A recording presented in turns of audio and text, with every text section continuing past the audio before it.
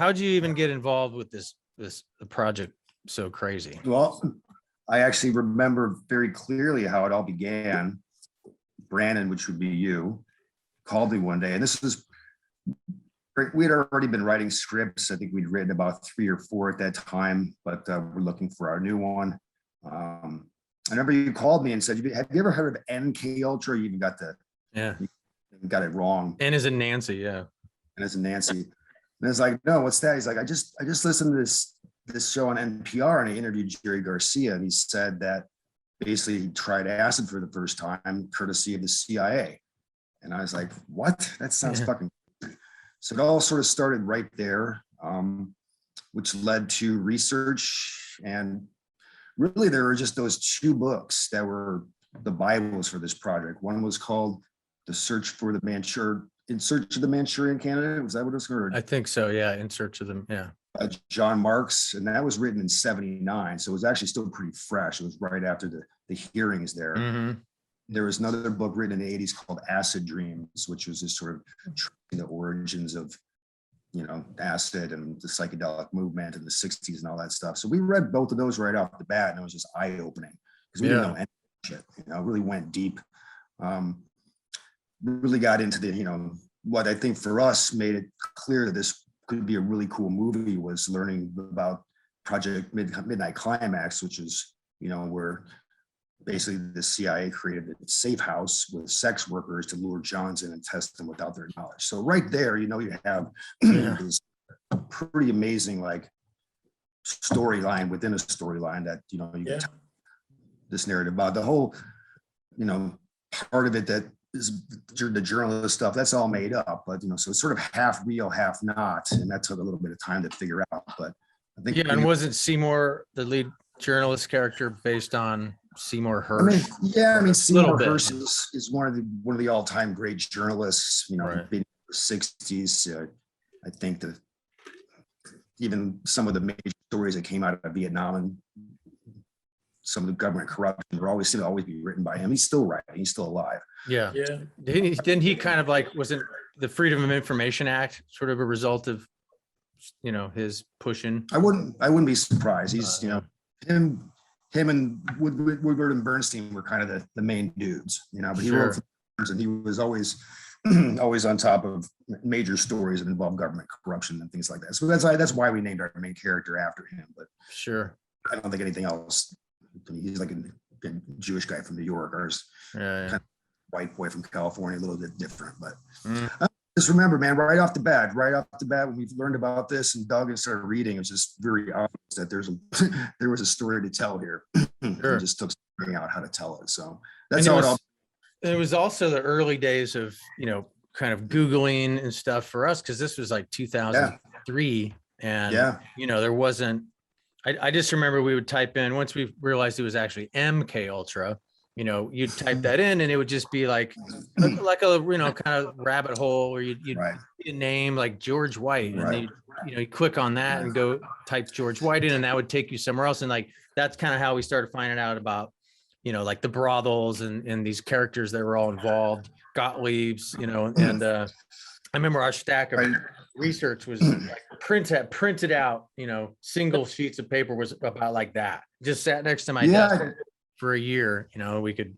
But, we researched for probably, I want to say at least a year before we even thought about writing anything. And back at the time, I was working at the Writers Guild, and we would just send emails back and forth all day long about ideas and notes and story construction and characters and all that kind of stuff. But and during the research, it was just like one crazy discovery after another. We just couldn't believe what we were digging up, and could this actually be true? And it was just so real. And remember the big one or the big website that tied MKUltra was Eric Olson's. His dad was Olson. They've since made Errol Morris made that documentary about it, but he was like the big guy online and talking about MKUltra. Like he had a website that collected all sorts of documents that he was like, just bring it to me. Whatever you got, show it to me. I'll attach it to my site. So that was a treasure trove of information, his site. We actually contacted at one point when we were looking into whether or not the hearings at the end were actually filmed. And I'm to this not sure that they are. I'm pretty sure they are, but I don't know how to access them. And he was like, "Oh man, if you get your hands on those, please send them to me." You know, he knew all. Yeah, that's what I remember. Is it was the big sort of push for, you know, or for us when we realized we had a story.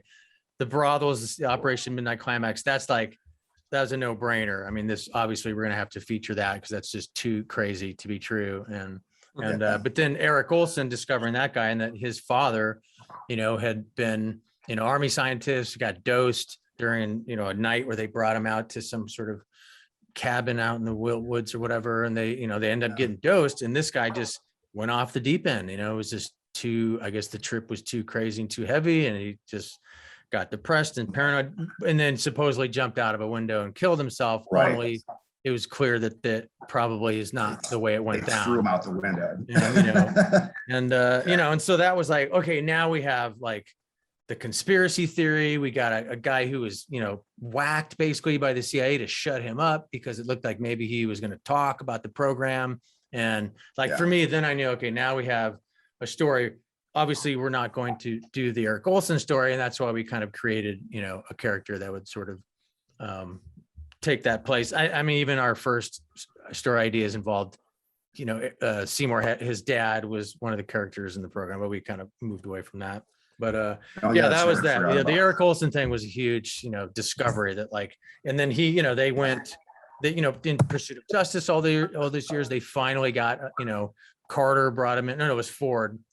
Ford brought him into the White House and like kind of made somewhat of a public apology. Or they paid him off apology. Basically. Yeah, pretty much. Yeah. Just to, you know, let's give them their apology and then we can send them on their family. way. Here's 25 grand. Don't say anything else. See you later. Exactly. Bye. So, horrible. Yeah. But yeah, so we, you know, we just dove into the research and then, you know, came up with our own story that mixed in some fictional characters, but mostly, you know, all you know, these historical characters, and you know, the story is pretty much true.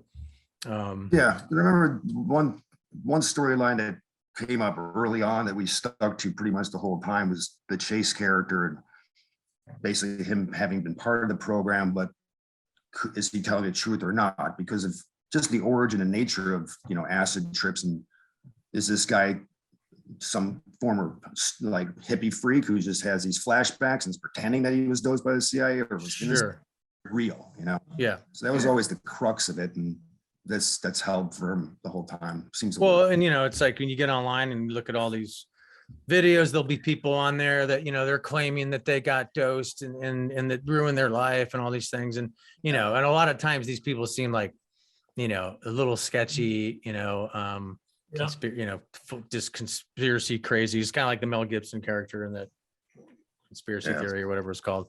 So yeah, you never know. You just don't know what to believe or who to believe. But you know, in the last 20 years, I mean, since we've been working on the whole concept, I mean, so much more stuff has come out. So much more stuff. So many more books. Even like Kinsler just wrote a book about Gottlieb. Yeah. He also wrote the book about Iran. And just more and more information seems to keep coming out. I do remember, like, when we first finished our first draft, we felt pretty strong about it. By that time, we had been writing together for several years and got better. You know, we weren't very good to begin with. Practice makes perfect, so to speak.